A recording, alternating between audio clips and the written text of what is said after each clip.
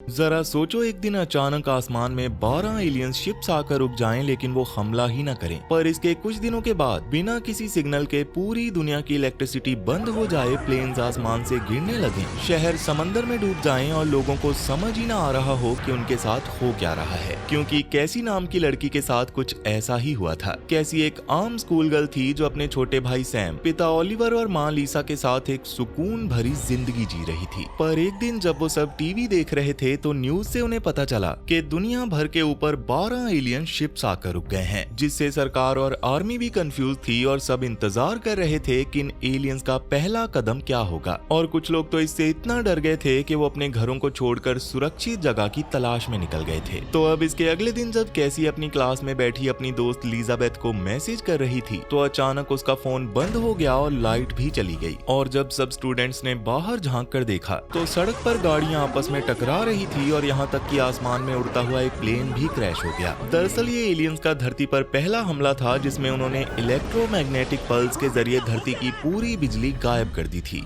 खैर, अब इसके थोड़ी देर बाद कैसी अपने भाई सैम के साथ नदी से पानी भर रही थी, क्योंकि उन सबको लग रहा था कि एलियंस धरती से बिजली खत्म करने के अलावा और कुछ नहीं करने वाले। पर जब वो दोनों पानी लेकर वापस जा रहे थे तभी अचानक एक बहुत ही भयानक भूकंप आ गया, जिससे कई पेड़ भी गिर गए। पर कैसी और सैम इससे बचने में कामयाब रहे। पर इस भूकंप के बाद जब उन्होंने अपने घर की ओर बढ़ना शुरू किया तो अचानक वहाँ पानी की एक बहुत बड़ी लहर आ गई और कैसी और सैम उससे बचने के लिए एक पेड़ पर चढ़ गए। वो दोनों भाई बहन तो इस हादसे से जैसे तैसे बच निकले, पर इस सुनामी ने समंदर के किनारे बसे शहरों को पूरी तरह से अपनी चपेट में ले लिया था। और ये था उन एलियंस का दूसरा हमला।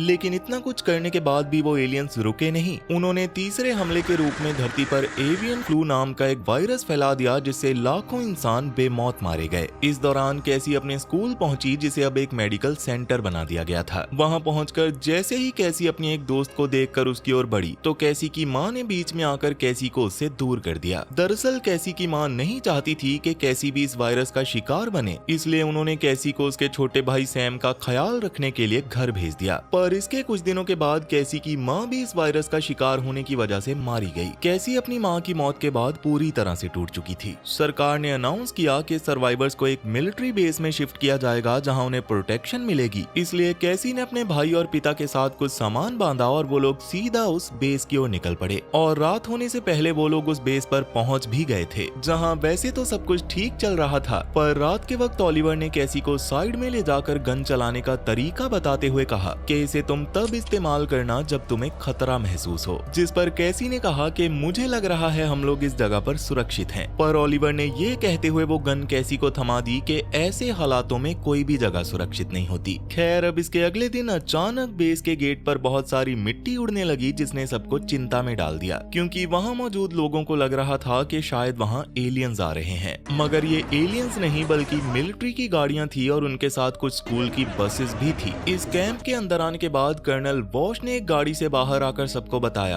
कि हम यूएस आर्मी की ओर से यहाँ आप सबकी मदद करने आए हैं। और ये सुनकर वहाँ मौजूद लोग बहुत खुश हुए। जिसके बाद आर्मी वालों ने सबको अपने बच्चों को बसों में बिठाकर मेस हॉल में आने को कहा, क्योंकि वहाँ वो उन लोगों को कुछ जरूरी जानकारी देने वाले थे। मगर ओलिवर किसी भी कीमत पर अपने बच्चों से अलग नहीं होना चाहता था, इसलिए कर्नल वॉश ने ओलिवर को सच्चाई बताते हुए कहा कि हमें जानकारी मिली है कि ये कैंप खतरे में है और हम हर किसी को बचाना चाहते हैं। लेकिन इसमें दिक्कत ये है कि इस वक्त हमारे पास बस इतनी ही गाड़ियां हैं, इसलिए हम बच्चों को पहले ले जाएंगे और बड़ों को बाद में। तब ये सब सुनने के बाद ओलिवर ने भी कर्नल की बात मान ली और अपने बच्चों को बस में बिठाने लगा। कैसी और सैम अपने पिता को छोड़कर नहीं जाना चाहते थे, पर इस वक्त उनके पास और कोई रास्ता नहीं था। इसलिए ना चाहते हुए भी कैसी सैम को लेकर उस बस में चढ़ गई। लेकिन तभी सैम को याद आया कि उसका टेडी कैंप के अंदर ही छूट गया है और वो उसके बिना नहीं जाना चाहता था। इसलिए कैसी सैम को बस में छोड़कर जल्दी से उस टेडी को लेने के लिए कैंप की ओर भागी। पर जब तक कैसी उस टेडी को लेकर वापस आई तब तक बहुत देर हो चुकी थी, क्योंकि जिस बस में सैम था वो वहां से जा रही थी। कैसी उसके पीछे भी भागी, पर उसका कोई फायदा नहीं हुआ। वहीं दूसरी ओर मेस हॉल में इकट्ठा हुए लोगों को आर्मी वालों ने बताया कि हमें लग रहा है एलियंस अपना चौथा हमला करने वाले हैं। वो एलियंस अब धरती पर उतर आए हैं और हमारे शरीर और दिमाग को कंट्रोल कर सकते हैं। इतना ही नहीं बल्कि इस जंगल में एलियंस के स्नाइपर्स भी हैं जो जिंदा बचे लोगों को अपना शिकार बना रहे हैं। और इंटेलिजेंस का मानना है कि उनमें से कुछ एलियंस हम इंसानों के अंदर भी मौजूद हैं। इसलिए हमें ना चाहते हुए भी आपको दूसरी जगह पर ले जाना होगा, क्योंकि बच्चों के मुकाबले बड़ों में उन एलियंस का पता लगाना काफी मुश्किल है। पर अच्छी बात यह है कि जांच पूरी होने के बाद आप सबको आपके बच्चे वापस सौंप दिए जाएंगे। लेकिन ये सब सुनने के बाद सब लोग गुस्से से भर गए और जैसे ही एक आदमी उस हॉल से बाहर जाने के लिए बढ़ा तो सैनिकों ने उस पर हथियार तान लिए। पर इसके बावजूद जब लोगों ने उनकी बात नहीं मानी तो सैनिकों ने वहाँ मौजूद सब लोगों को गोलियों से भून डाला। दुख की बात ये थी कि उस हॉल के बाहर छुपी कैसी ने भी ये सब देख लिया था, पर वो चाहकर भी कुछ नहीं कर सकती थी। खैर, अब सब लोगों के मरने के बाद जब सारे सैनिक वहाँ से चले गए तो कैसी ने अपने भाई के टेडी को उठाया और अपने पिता को ढूंढने के लिए उस हॉल के अंदर चली गई। मगर कैसी के पिता भी सैनिकों की गोलियों का शिकार हो गए थे, जो देखकर कैसी पूरी तरह से टूट चुकी थी। पर इसके बावजूद उसने थोड़ी हिम्मत जुटाई और वहां से एक बंदूक उठाकर जंगल में भाग गई। वहीं दूसरी ओर बच्चों से भरी बसें आखिरकार अपनी मंजिल तक पहुंच चुकी थी और वहां बस से उतरते वक्त सब बच्चों को टोकन देकर अपनी बारी आने का इंतजार करने को कहा गया। उनमें से जब 295 नंबर वाले लड़के की बारी आई तो उसे एक सैनिक के साथ अंदर भेज दिया गया और ये लड़का कोई और नहीं बल्कि कैसी का क्रश बेन था। अब वहाँ अंदर जाने पर सार्जेंट रेजनिक ने बेन का चेकअप करने के साथ साथ उससे कुछ सवाल भी पूछे, जिनके जवाब में बेन ने कहा कि मेरा पूरा परिवार पहले हुए एलियन हमलों में मारा जा चुका है। तब इस चेकअप के बाद जैसे ही सार्जेंट रेजनिक को पता चला कि बेन कोई एलियन नहीं बल्कि एक इंसान है, तो उसने बेन से कहा कि तुम खुशकिस्मत हो, क्योंकि अब से तुम भी एलियन से चल रही इस लड़ाई में हमारा साथ दोगे और उन एलियंस को मारकर अपने परिवार की मौत का बदला भी ले पाओगे। रेजनिक ने बेन की गर्दन में एक ट्रैकर भी लगा दिया था ताकि वो एलियन से चल रही जंग के दौरान उन्हें ट्रैक कर सके। लेकिन बेन ने कहा कि हम उन एलियन से लड़ेंगे कैसे जबकि हमें पता ही नहीं है कि वो कौन है। और बेन की ये बात सुनकर रेजनिक ने उसे एलियन को पहचानने का तरीका बताया। उसने बेन को एक लड़का दिखाया जो दिखने में तो बिल्कुल आम इंसान लग रहा था, पर जैसे ही उसने बेन को एक खास डिवाइस के जरिए उस लड़के को देखने को कहा तो बेन को उसके अंदर का एलियन साफ दिखने लग गया। जिसके दौरान रेजनिक ने बेन को बताया कि ये एलियंस इंसान के दिमाग में घुसकर उन्हें पूरी तरह से कंट्रोल कर लेते हैं और इन्हें खत्म करने का बस एक ही तरीका है और वो है उस हर इंसान को खत्म करना जिसके अंदर ये एलियंस मौजूद हैं। जिसके बाद उसने बेन को एक डिवाइस देते हुए कहा कि जैसे ही तुम इस बटन को दबाओगे ये एलियन मारा जाएगा। जिसके लिए पहले तो बेन का दिल नहीं मान रहा था, मगर रेजनिक के बार बार उकसाने पर बेन ने उस बटन को दबाकर उस लड़के और उसके अंदर के एलियन को खत्म कर ही दिया। वहीं दूसरी ओर जंगल में कैसी अकेले ही जिंदा रहने की हर कोशिश कर रही थी। उसका बस एक ही मकसद था और वो था उस आर्मी कैंप तक पहुंचकर अपने भाई सैम को बचाना। मगर जंगल में कई दिनों तक भटकने के बाद एक दिन अचानक कैसी के पास मौजूद पानी खत्म हो गया। पर जंगल से बाहर निकलने पर कैसी को अपने सामने एक सड़क दिखाई दी जिसके दूसरी ओर एक फूड सेंटर था और कैसी ने वहां से कुछ जरूरत का सामान लिया और आगे बढ़ गई। मगर जब वो एक हाईवे के पास पहुंची तो उसे वहां बहुत सारी गाड़ियां दिखाई दी जो कि बर्बाद हो चुकी थी और उन गाड़ियों के आसपास पड़ी लाशों को देखकर ये साफ पता चल रहा था कि इन सभी लोगों को कुछ देर पहले ही मारा गया है। लेकिन तभी वहां पर एक एलियन ड्रोन आ गया जिससे निकली गोली कैसी के पैर पर लग गई। तब कैसी उससे बचने के लिए गाड़ी के नीचे छुप गई, जहां कुछ देर तक सोचने के बाद जैसे ही उसे अपने भाई का ख्याल आया तो उसने बाहर आकर अपने पिता की दी हुई गन से अंधाधुंध गोलियां चलाना शुरू कर दिया। लेकिन अगले ही पल उसके पैर में लगी गोली की वजह से कैसी गिर गई और उस दर्द ने कैसी को बेहोश कर दिया। वहीं कर्नल वॉश ने बेन के साथ साथ और भी कई बच्चों को अपनी आर्मी में भर्ती कर लिया था। उसने उन सब बच्चों को बताया कि हमारा मानना है कि वो एलियंस अब अपना 5वां हमला करने वाले हैं। मैं इतना तो नहीं जानता कि ये कब होगा, पर अगर ऐसा हुआ तो धरती से हम इंसानों का नामो निशान मिट जाएगा। इसलिए इससे बचने के लिए उन्होंने सभी बच्चों को एक सैनिक की तरह उन एलियंस का सामना करने की ट्रेनिंग देना शुरू कर दिया। दूसरी ओर कैसी को जब होश आया तो वो किसी के घर पर थी। उसके जख्म पर पट्टी बंधी हुई थी और उसे ड्रिप भी चढ़ाई जा रही थी। मगर जैसे ही कोई उस कमरे में आया तो कैसी सोने का नाटक करने लगी, जिसके अगली सुबह कैसी ने खुद ही अपनी ड्रिप हटाई और धीरे से बेड से नीचे उतरकर सामने पड़े अपने बैग में अपनी गन ढूंढने लगी। पर इसके दौरान जैसे ही उसे किसी के कदमों की आहट सुनाई दी तो कैसी ने फिर से सोने का नाटक करना शुरू कर दिया। लेकिन तभी एक लड़के ने अंदर आकर कैसी से कहा कि मैं जानता हूँ तुम जाग रही हो। इसके साथ साथ ही उसने कैसी को बताया कि मेरा नाम एवन है और तुम मुझे हाईवे पर खून से लथपथ पड़ी मिली थी, इसलिए मैं तुम्हें अपने घर ले आया। मगर कैसी ने जब उससे अपनी गन के बारे में पूछा तो एवन ने कहा कि जब मैं तुम्हें हाईवे से लेकर आया था तो वहाँ पर कोई गन नहीं थी। लेकिन इसी दौरान जब एवन ने देखा कि कैसी ने बेड से नीचे उतरने की कोशिश में अपने जख्म को फिर से ताजा कर दिया है, तो वो कैसी को उठाकर बाथरूम में ले गया और उसकी मरहम पट्टी करने लगा। जिसके दौरान जब कैसी को पता चला कि वो यहाँ पर एक हफ्ते से है तो उसके पैरों तले जमीन खिसक गई। तब ये सुनने के बाद कैसी ने एवन से पूछा कि यहाँ से मिलिट्री बेस कितनी दूर है, तो एवन ने कहा कि वो यहाँ से लगभग 60 मील दूर है। पर इसके बाद जब एवन ने कैसी से इसकी वजह पूछी तो कैसी ने उसे बताया कि कुछ सैनिक मेरे भाई को पकड़कर उस बेस पर ले गए हैं, इसलिए मुझे उसे वहाँ जाकर वापस लाना है। लेकिन जब कैसी ने एवन से पूछा कि आखिर तुमने मुझे क्यों बचाया, तो एवन ने कहा कि मैं अपने परिवार को नहीं बचा पाया था, इसलिए तुम्हें बचाकर मुझे ऐसा लगा जैसे मैंने अपने परिवार को बचा लिया हो। खैर अब इसके थोड़ी देर बाद कैसी उस बेस तक जाने का रास्ता देख रही थी और एवन घर के बाहर लकड़ियां काट रहा था। तब उस घर को देखते हुए कैसी एक कमरे में पहुंची जहां के फर्श की एक टाइल उखड़ी हुई थी और कैसी ने जब उस टाइल को हटाकर देखा तो उसे उसके नीचे अपनी गन मिली, जिससे उसे इतना तो समझ आ गया था कि एवन ने उससे झूठ बोला है। इसलिए कैसी ने एवन को बिना कुछ बताए अपना बैग उठाया और लंगड़ाते हुए घर से बाहर की ओर दौड़ पड़ी। मगर थोड़ी दूर जाने पर जैसे ही वो जंगल में बिछाए एक जाल से टकराई तो तुरंत एवन ने वहां आकर कैसी को दबोच लिया। जिसके दौरान कैसी ने देखा कि आसमान में एक एलियन ड्रोन और जंगल में एक सैनिक घूम रहा था और इसका मतलब साफ था कि खतरा पहले से कहीं ज्यादा बढ़ गया है।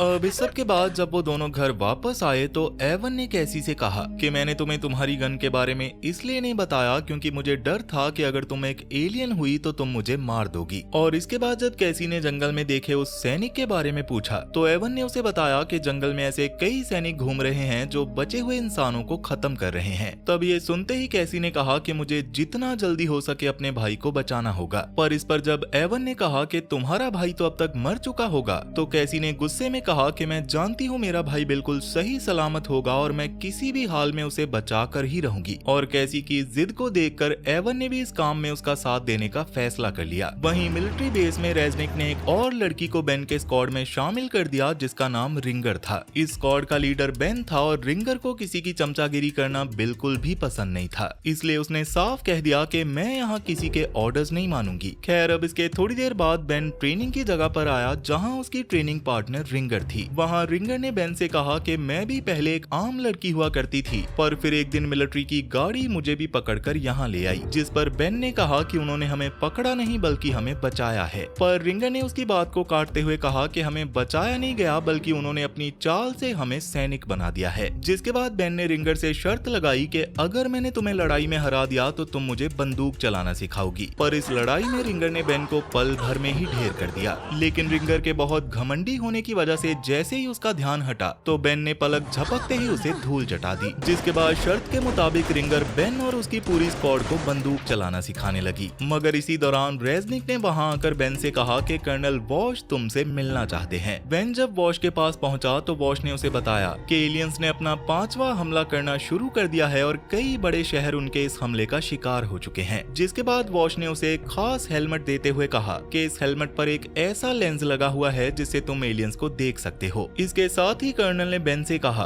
कि कल रात 9 बजे मैं 4 स्क्वाड्स को मैदाने जंग में भेज रहा हूं जिनमें से एक स्क्वाड तुम्हारी भी होगी।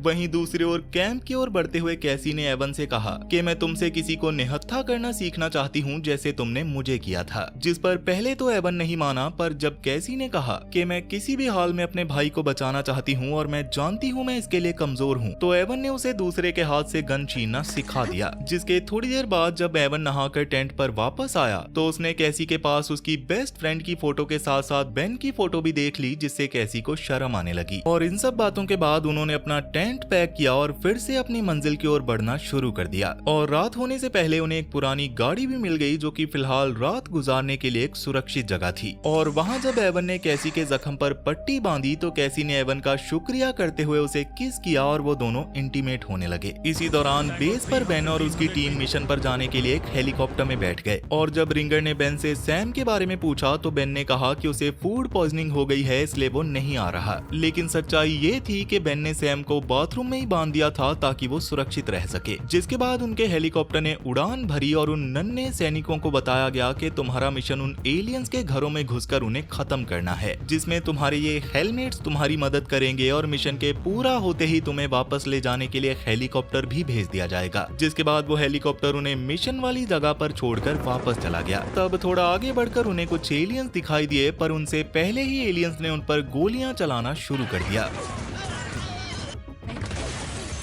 जिसके बदले में इन बच्चों ने भी गोलियां चलाना शुरू किया। पर वो एलियंस लगातार उनकी ओर बढ़ते चले आ रहे थे। इसलिए बेन ने अपनी टीम को पास में खड़ी एक बस में छुपने को कहा, जहां थोड़ी देर तक इस लड़ाई को जारी रखने के बाद अचानक उनके एक साथी ओम्पा को गोली लग गई, जिससे बाकी लोग भी काफी डर गए थे और ये लोग ज्यादा देर तक यहाँ रुक भी नहीं सकते थे, क्योंकि जल्दी ही वो लोग इस बस तक भी पहुँचने वाले थे। इसलिए रिंगर ने बेन से एलियंस पर गोलियां चलाकर उनका ध्यान भटकाने को कहा और खुद बाहर जाकर बस के ऑयल टैंक में उसने ग्रेनेड डाल दिया। जिसके बाद जल्दी से उसने अपने बाकी साथियों को भागने को कहा और उनके निकलते ही वो बस ब्लास्ट हो गई।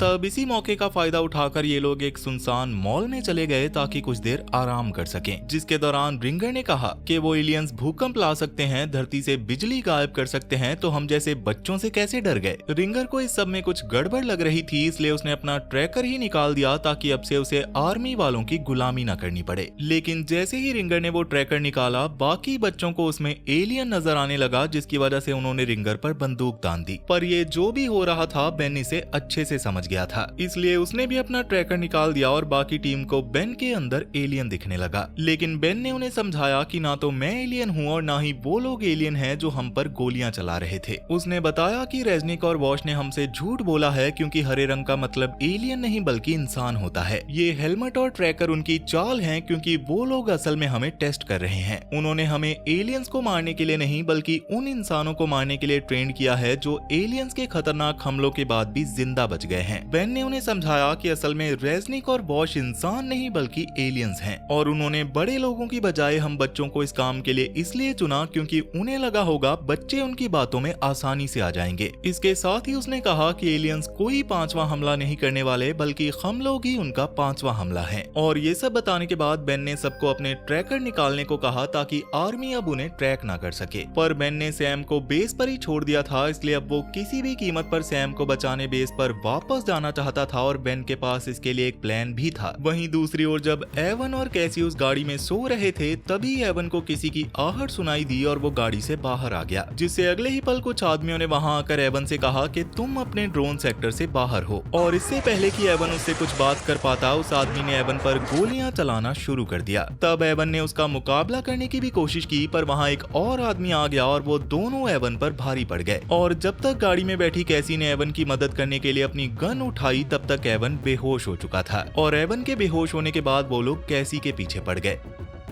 पर इसी दौरान एवन को होश आ गया और वो कैसी की मदद करने लगा। और कैसी ये देखकर हैरान रह गई कि एवन ने अकेले ही कई सारे सैनिकों को धूल चटा दी थी। तो अब एवन की ताकत को देखने के बाद कैसी ने उस पर बंदूक तानकर कहा कि मैं जानती हूँ तुम इंसान नहीं एलियन हो, क्योंकि एक इंसान इतने सारे सैनिकों को अकेले नहीं मार सकता। जिस पर एवन ने उसे सच्चाई बताते हुए कहा कि मैं इंसान और एलियन दोनों हूँ। ये एलियंस पहले भी यहाँ आ चुके हैं और उन्होंने मुझे भी एलियन बना दिया था। तब कैसी ने एवन से पूछा कि क्या अपने परिवार को तुमने ही मारा था, पर एवन ने कहा कि उन्हें मैंने नहीं बल्कि वो बीमारी से मरे थे। इसके साथ ही उसने कहा कि वैसे तो हम एलियंस प्यार व्यार में यकीन नहीं रखते, क्योंकि हमें लगता है ये सिर्फ एक धोखा है, लेकिन जब से मैंने तुम्हें देखा तो मुझे प्यार का एहसास हुआ और इसी एहसास ने मुझे फिर से इंसान बना दिया। लेकिन कैसी का भरोसा अब एवन पर से उठ चुका था, इसलिए कैसी ने अपना सामान उठाया और अकेले ही बेस की ओर जाने का फैसला कर लिया। पर उसके जाने से पहले सच्चाई बताते हुए एवन ने कैसी से कहा कि आर्मी को अब एलियंस कंट्रोल कर रहे हैं, इसलिए तुम हथियार लेकर वहां नहीं जा सकती, क्योंकि ऐसा करने पर वो तुम्हें देखते ही मार देंगे। पर कैसी एवन से ये कहकर वहां से चली गई कि अगर तुमने मेरा पीछा किया तो मैं तुम्हें मार दूंगी। वहीं दूसरी ओर बेन सैम को बचाने के लिए गोली लगने के बहाने से वापस बेस पर आ गया था। इसी दौरान कैसी भी जानबूझकर एक स्कूल बस के सामने आ गिरी, जिसके बाद आर्मी वाले उसे भी बेस पर ले गए। अब बेस पर ले जाने के बाद कैसी को भी बाकी बच्चों की तरह रेजनिक के पास भेजा गया, जहाँ रेजनिक ने कैसी की गर्दन में एक ट्रैकर लगाया आया और उसे एक बच्चे को मारने के लिए कहने लगी, लेकिन कैसी ने उस बच्चे को मारने की बजाय रेजनिक पर ही हमला कर दिया और उसे मारने के बाद उस ट्रैकर को निकालकर रेजनिक के कपड़े पहनकर अपने भाई की तलाश में निकल पड़ी। दूसरी ओर कर्नल बेन से पूछताछ कर रहा था कि इस मिशन के दौरान क्या हुआ था, जिस पर बेन ने उसे बताया कि हमारे सारे साथी मारे गए पर मैं किसी तरह से बच निकला। लेकिन वॉश को बेन पर शक हो गया था, इसलिए उसने बेन से सच बताने को कहा, जिस पर बेन ने उसे कहा कि मैं जान चुका हूँ तुम एक एलियन हो। मगर उनकी इन्हीं बातों के दौरान कुछ सैनिकों ने अंदर आकर वॉश को बताया कि सार्जेंट रेजनिक को किसी ने मार दिया है और गेट पर हमारे 3 गार्ड्स भी मारे जा चुके हैं। तभी बेस के अंदर कुछ धमाके भी हुए और वॉश ने अपने सैनिकों को इसके बारे में पता लगाने का आदेश दिया। पर इसी दौरान जो सैनिक बेन को मारने के लिए ले जा रहा था, बेन उसी को मारकर वहां से भाग निकला। तब भागते हुए बेन सीधा कैसी से टकरा गया और कैसी ने उसे बताया कि मैं यहाँ अपने भाई को बचाने आई हूँ, जिस पर बेन ने उसे कहा कि हमें सैम को जल्दी बचाना होगा वरना ये उसे भी इस जंग का हिस्सा बना देंगे। अब इतना कहकर ये दोनों वहाँ से निकले ही थे, पर तभी 2 सैनिकों ने रास्ते में आकर उन्हें घेर लिया। मगर सही वक्त पर एवन ने वहाँ पहुंचकर उन सैनिकों को मारकर कैसी और बेन को बचा लिया। जिसके बाद एवन ने उन्हें बताया कि मैंने यहाँ पर धमाके किए थे और जब वो बच्चों के आखिरी प्लेन को यहाँ से ले जाएंगे तो मैं इस पूरी जगह को उड़ा दूंगा। इसके साथ ही उसने कैसी से झूठ बोलने के लिए उससे माफी मांगी और कैसी ने भी उसे माफ कर दिया। जिसके बाद एवन वहाँ से निकल गया और कैसी और बेन फिर से सैम को ढूंढने लगे। जिसके दौरान वो लोग एक ऐसी जगह पर आ पहुंचे जहाँ कई सारे बच्चों को प्लेन में बिठाया जा रहा था, पर कैसी ने बच्चों की भीड़ से सैम को ढूंढ निकाला और सैम को लेकर बेन के साथ वहाँ से निकल गई और वहाँ से साइड में जाकर बेन ने सैम का ट्रैकर भी निकाल दिया। जिसके बाद वो बेस से बाहर निकल गए, पर हेलीकॉप्टर में बैठे वॉश ने उन्हें भागते हुए देख लिया था, इसलिए वो उन पर गोलियां चलाने लगा, पर उसका निशाना चूक गया। इसी दौरान एवन ने बहुत बड़ा धमाका करके उस पूरे बेस को उड़ा दिया, पर एन वक्त पर रिंगर वहां एक गाड़ी लेकर आ गई और कैसी, बेन और सैम को सही सलामत वहां से बचा कर ले गई। तो अब यहाँ से निकलकर रिंगर उन सबको अपनी बाकी टीम के पास ले आई जहाँ वो सब खाना खा रहे थे। पर इसके दौरान जब बेन ने कैसी से पूछा कि अब हमें आगे क्या करना चाहिए, तो कैसी ने कहा कि हमें सैम की तरह बाकी बच्चों को भी इन एलियन से बचाना होगा। उन्हें ये तो नहीं पता था कि वो लोग ये काम कैसे करेंगे, पर उन्हें यकीन था कि वो कोई ना कोई रास्ता ढूंढ ही लेंगे। लेकिन दोस्तों, क्या हो अगर दुश्मन सिर्फ आपके दिमाग से नहीं बल्कि वक्त के साथ खेल रहा हो। एक ऐसी जंग जहां आप दुश्मन को मार तो देते हो, पर अगले ही पल वो गुजरे हुए कल में वापस जाकर अपनी हर गलती सुधार लेता है और ये नहीं देखा तो समझो कुछ नहीं देखा। मेजर विलियम केज जो कोई हीरो नहीं बल्कि एक ऐसा फट्टू सोल्जर है जो जंग से बचना चाहता था, पर एक अल्फा एलियन का खून गिरते ही केज के डीएनए में ऐसी पावर आ गई जो कैसी के दुश्मनों के पास भी नहीं थी और उस पावर की वजह से अब केज को हर रोज मरना पड़ेगा जब तक कि वो एलियंस के मास्टरमाइंड ओमेगा का पता नहीं लगा लेता जो पूरी दुनिया की किस्मत लिख रहा है। पर क्या मेजर विलियम केज हजारों बार मरकर इंसानियत को बचाने का वो रास्ता ढूंढ पाएगा? ये जानने के लिए जल्दी से स्क्रीन पर दिख रही राइट वाली वीडियो पर क्लिक करें और जाने कैसे एक भगौड़ा आदमी बना धरती की आखिरी उम्मीद। और अगर कुछ और देखना चाहते हो तो लेफ्ट वाली वीडियो पर क्लिक कर लो। तब तक मैं चला आपके लिए ऐसी ही एक और वीडियो बनाने। सो टाटा और गुड बाय।